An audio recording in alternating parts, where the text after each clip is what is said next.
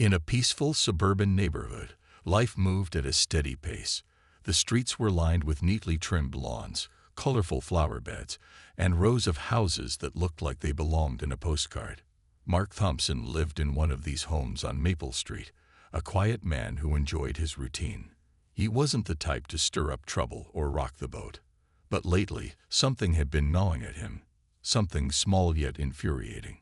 The Homeowners Association, HOA, was the unofficial ruler of the neighborhood, and its leader, Karen Miller, was infamous for her iron grip on everyone's lives.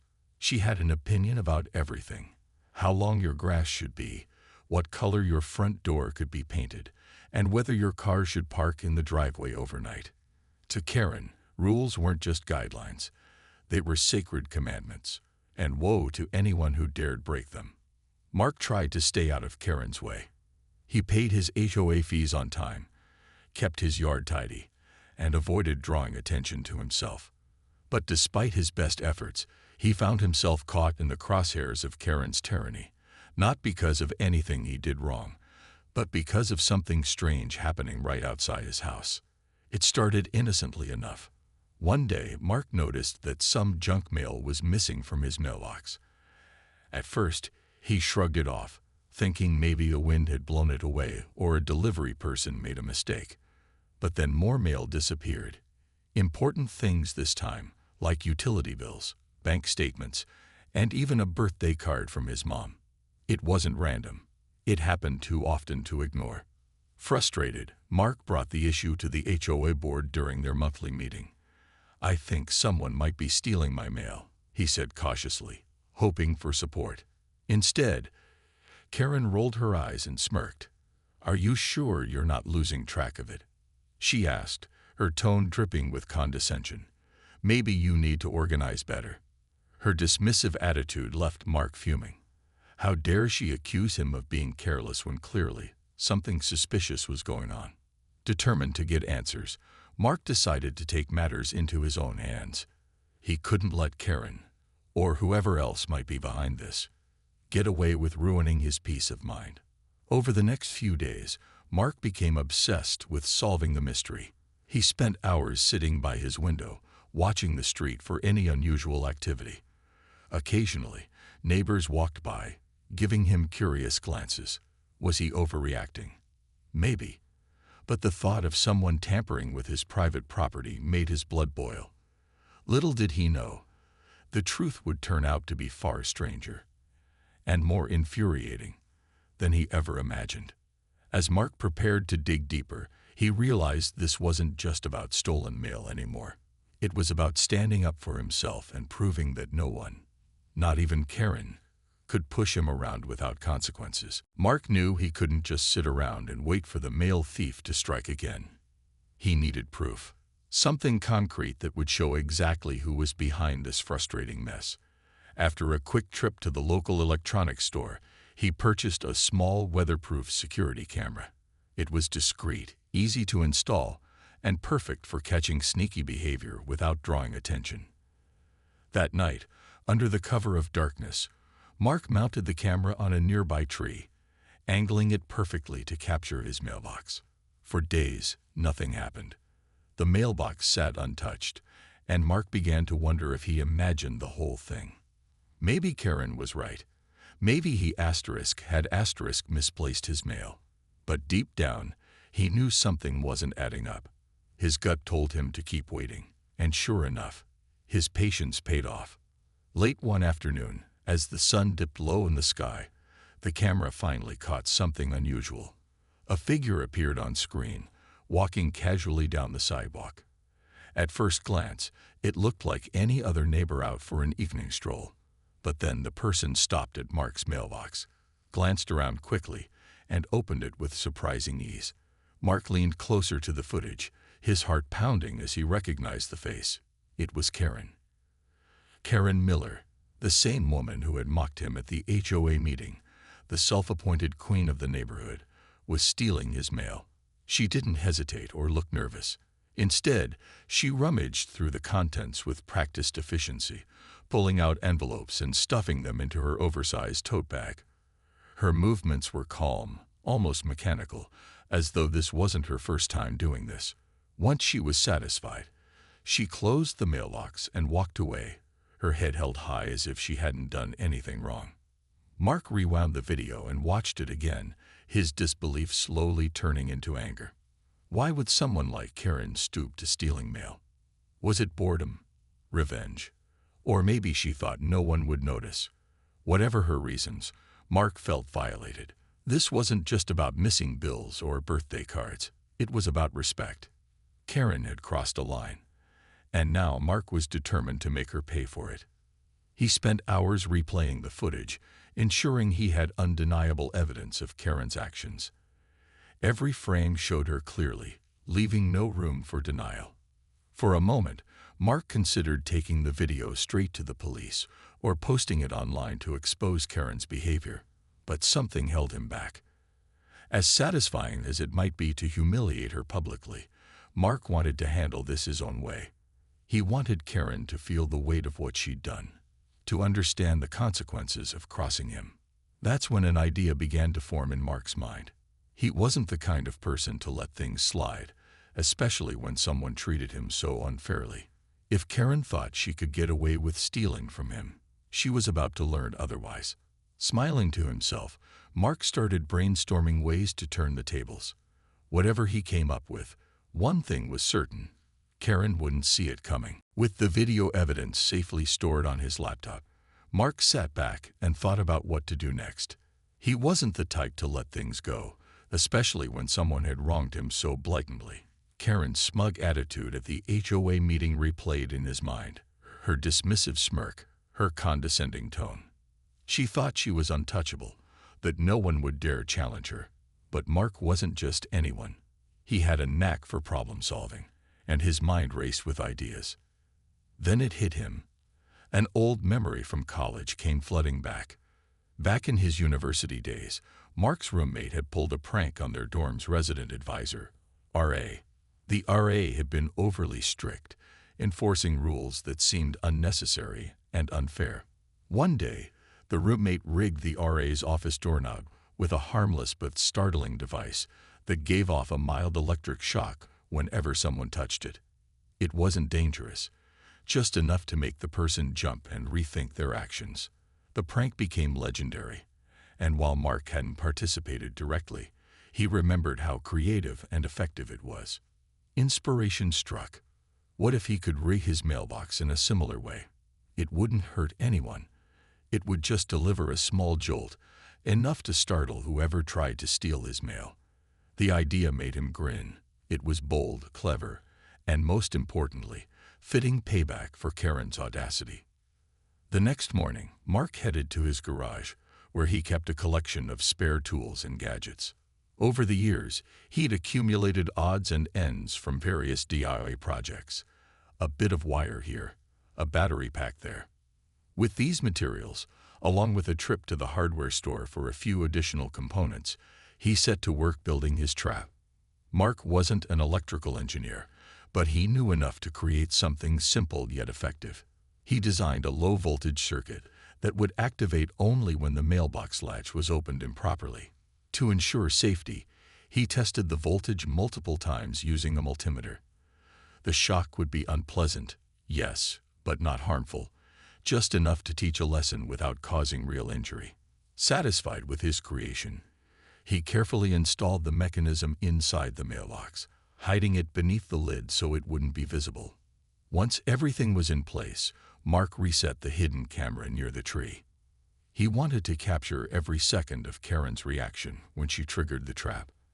As he stood back and admired his handiwork, a mix of excitement and nervousness bubbled inside him. This was uncharted territory for him. He wasn't usually the type to orchestrate elaborate schemes, but this felt different. This felt like justice. That evening, as the sun set and the neighborhood grew quiet, Mark settled into his living room with a cup of coffee.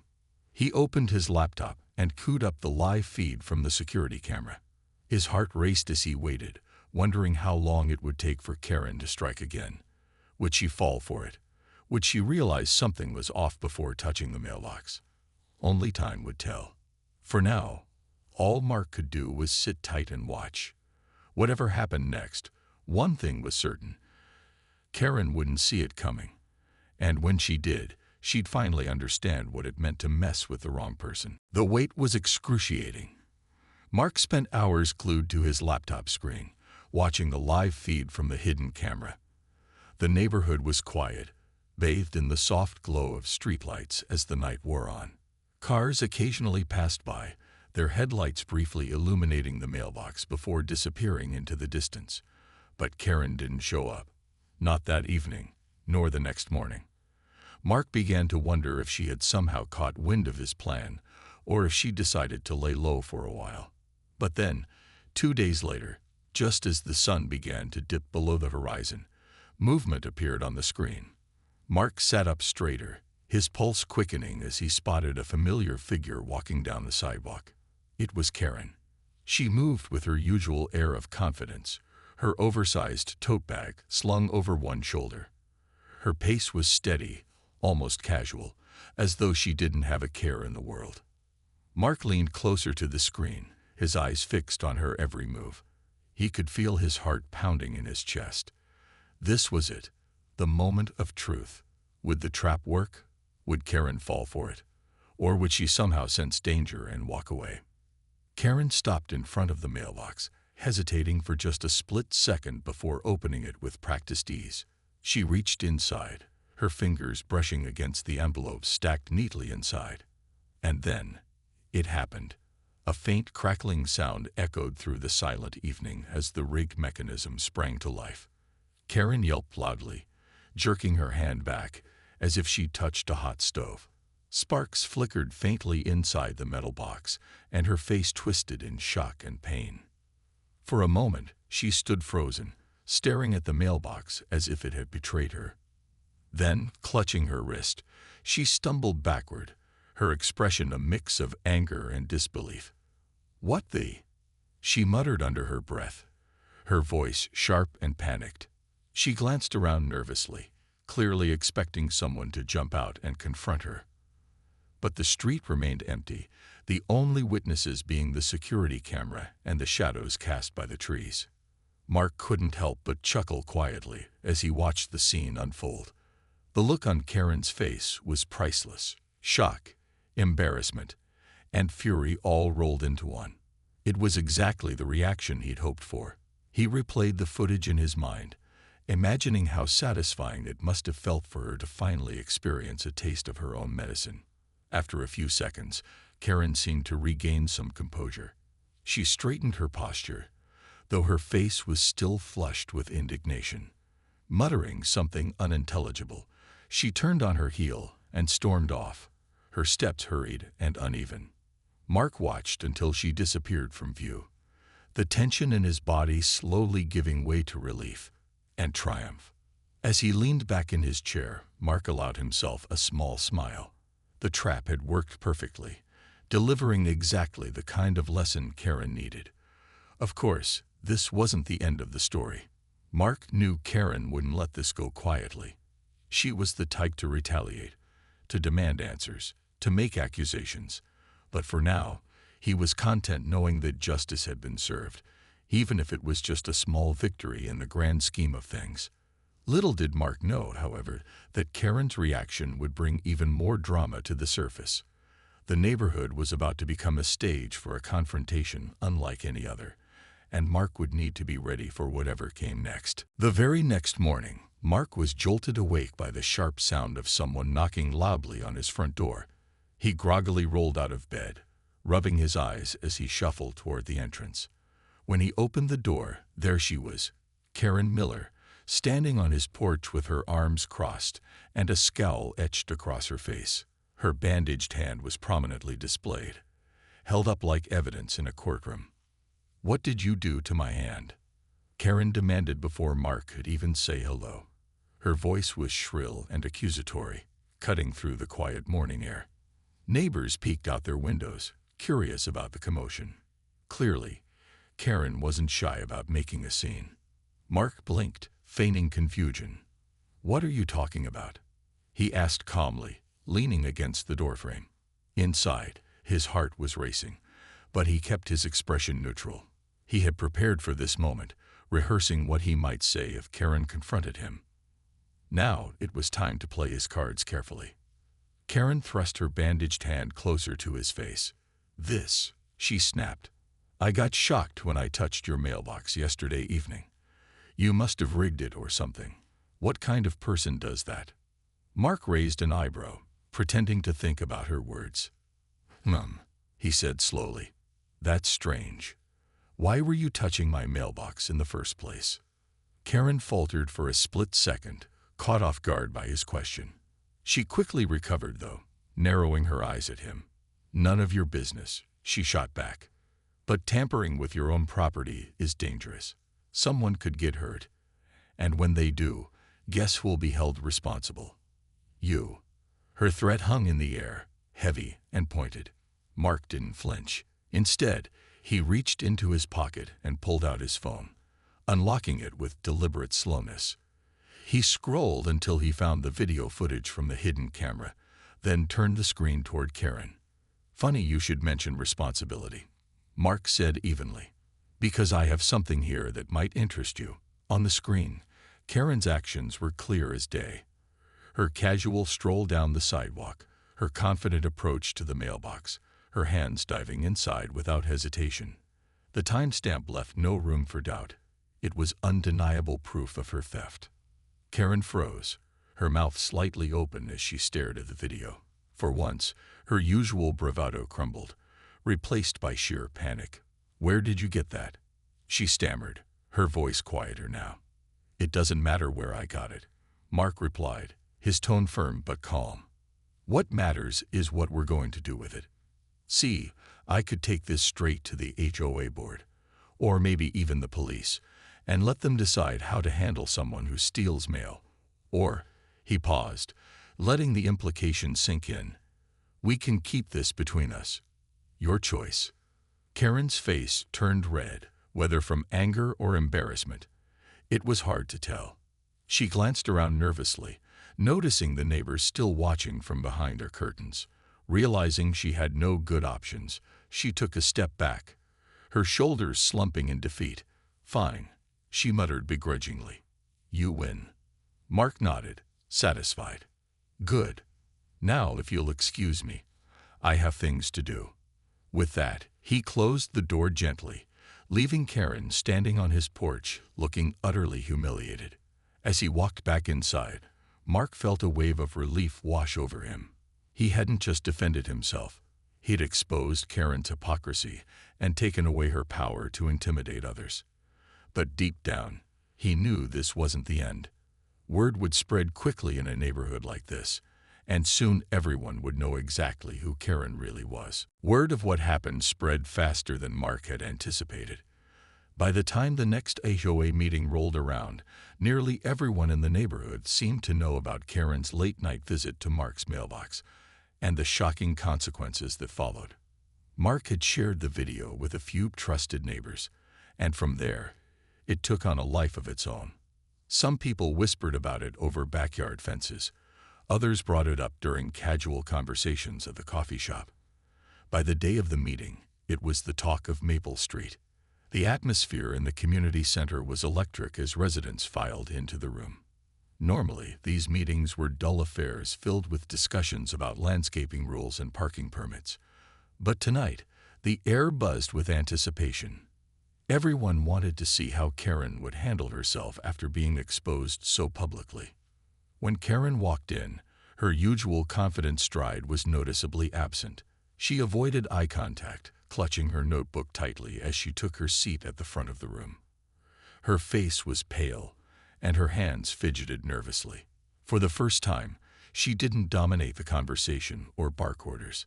Instead, she sat quietly, almost shrinking into her chair. Mark arrived a few minutes later, deliberately choosing a seat near the back where he could observe everything without drawing too much attention. As the meeting began, one of the other board members cleared their throat and addressed the elephant in the room. "There's been some concern raised about recent events," he said cautiously, glancing at Karen. "Specifically, allegations regarding mail theft." Karen stiffened visibly, but before she could respond, Another neighbor spoke up. "I think we all deserve an explanation," they said firmly. "Mark showed me footage of someone taking mail from his box. It looked like you, Karen." Murmurs rippled through the crowd as more people chimed in, sharing stories of their own missing mail. One man recounted how important documents had vanished from his mailbox last month. A young woman described finding pieces of torn envelopes scattered near her driveway. Each story added fuel to the fire, painting a picture of a pattern that went far beyond Mark's situation. Karen tried to defend herself, stammering excuses about misunderstandings and accidental mistakes, but no one believed her. The weight of the evidence and the growing pile of accusations was simply too much. Eventually, she fell silent, staring down at her lap as tears welled up in her eyes. Faced with overwhelming pressure, Karen resigned from the HOA board that night. Her resignation was met with a mix of cheers and relieved sighs from the audience. After years of ruling the neighborhood with an iron fist, she had finally been taken down, not by anger or violence, but by truth and accountability. In the days that followed, the neighborhood felt lighter, freer. Without Karen's constant interference, people began to relax. Lawns stayed untidy a little longer without fear of fines. Holiday decorations went up earlier, and cars parked wherever they pleased. Conversations flowed more easily, laughter echoed through the streets, and a sense of camaraderie replaced the tension Karen had created. As for Mark, he became something of a local hero. Neighbors stopped him in the grocery store to thank him for standing up to Karen. Someone even joked about renaming the annual block party Mailbox Gate Day. When Mark posted the story online to Reddit's r/EntitledPeople forum, it quickly gained traction, earning thousands of upvotes and comments praising his cleverness and restraint. But despite the praise, Mark remained humble. He removed the shock mechanism from his mailbox, replacing it with a simple lock. While he didn't regret teaching Karen a lesson, he knew that revenge wasn't sustainable or necessary. What mattered most was restoring balance to the neighborhood and proving that fairness could triumph over entitlement. In the weeks that followed, life on Maple Street transformed in subtle but meaningful ways. The absence of Karen's strict oversight gave residents a newfound sense of freedom. People no longer tiptoed around rules that seemed arbitrary or overly controlling. Flower beds bloomed with colors Karen would have deemed too bright, and lawn gnomes made a triumphant return to front yards where they had once been banned. Even the sound of children playing outside grew louder, filling the neighborhood with energy it hadn't felt in years. Mark noticed these changes as he went about his daily routine. He waved at neighbors who now greeted him warmly, their smiles genuine instead of guarded. Conversations flowed more easily, whether it was over coffee at the local cafe or during weekend barbecues. For the first time in a long while, the community felt like a real community, not just a collection of houses governed by fear and intimidation. One afternoon, as Mark sat on his porch reading a book, a young couple from down the block approached him hesitantly. They thanked him for standing up to Karen, explaining how her behavior had made them feel unwelcome when they first moved in. "We were so stressed trying to keep everything perfect," the wife admitted. "But now, it feels like we can finally breathe." Their words stayed with him long after they left. Mark realized that his actions hadn't just affected Karen. They had rippled outward, touching lives in ways he hadn't anticipated. By taking a stand, he had given others permission to do the same. The neighborhood wasn't perfect. There were still disagreements and occasional squabbles. But it was better, kinder, more human. Though the drama surrounding Karen's downfall brought change, Mark also reflected on what he had learned through the experience. At first, his plan to rig the mailbox had been driven by anger and frustration. But as things unfolded, he came to understand that revenge alone wasn't enough. What truly mattered was fostering positivity and connection within the neighborhood. Justice wasn't about punishing someone. It was about creating space for fairness and respect to flourish. To encourage this shift, Mark took the initiative to organize events that brought people together. He hosted a potluck dinner in his backyard, inviting everyone on the street to share food and stories. He started a small gardening group, helping neighbors swap tips and seeds for growing vegetables and flowers. These efforts weren't grand gestures, but they worked. Slowly, trust began to rebuild, replacing the divisions Karen had sown. Karen herself became something of a ghost in the neighborhood. She kept to herself, rarely venturing out except for essential errands. Some speculated she might move away, while others thought she'd eventually try to reclaim her position. Either way, her influence was gone, leaving behind only whispers and lessons learned. As Mark looked around at the vibrant, thriving community he now called home, he couldn't help but smile. The shocking mailbox trap had been a bold move, yes, but it was just one piece of a larger puzzle. Real change came not from clever schemes or dramatic confrontations, but from the everyday choices people made to support each other. Life on Maple Street wasn't perfect, nor would it ever be, but it was better. And sometimes, Mark thought as he watched the sun set over the neatly trimmed lawns and colorful flower beds, a little shock to the system was exactly what people needed to wake up and see the bigger picture.